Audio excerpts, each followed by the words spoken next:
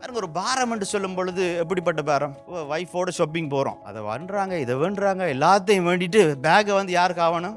நாம தான் காவணும். ரெண்டு கையாலையும் காவிக்கொண்டு பேக்கை போடேக்கல. அது என்ன பாரம்? அது நல்ல பாரம் இல்லை, அது கூடாத பாரம். ஒரு பக்கத்தால் ஐயோ இவ்வளோ காசு செலவழிச்சிட்டோம், இன்னொரு பக்கத்தால் அதை நான் தான் தூக்கணும், இது நல்ல பாரம் இல்லை. ஆனால் அந்த நேரத்தில் எங்களோட குழந்தை ஓடி வந்து அப்பா கால் நோவுதுன்னு சொல்லும் பொழுது அந்த குழந்தைய தூக்கி கையில் வச்சிருக்கும் பொழுது அது என்ன பாரம்? அது லேசான பாரம், அது நாங்கள் விரும்பி செய்கிற பாரம். அதே போல தான் தேவ தரிசனத்துக்கான பாரம். இது வந்து எங்கள் மேலே சுமையாக வந்து இறங்குகிற பாரம் அல்ல, இது லேசான பாரம். நாங்கள் விரும்பி செய்கின்ற பாரம், எங்களை செய்ய தூண்டுகிறது. எவ்வளவு கை நோந்தாலும் என்னுடைய பிள்ளைய நான் தூக்கி கொண்டு போறோம், என் பிள்ளைக்கு கால் நோக கூடாது. அதே போலதான் தேவ தரிசனம் எங்களிடத்தில் வரும் பொழுது எங்களுடைய வேலைகள், எங்களுடைய வேதனைகள், எங்களுடைய சுமைகளை தாண்டி அந்த காரியத்தை செய்து முடிப்பதற்கு, அந்த காரியத்திலே ஓடுவதற்கான ஒரு பாரம் எங்களுடைய இருதயத்திலே வந்து இறங்கும். இன்னொருவருடைய துக்கத்தை கேட்டு அதுல வந்து நாங்க ஐயோ பாவம் என்று போற பாரம் இல்லை. இது அவரோடையே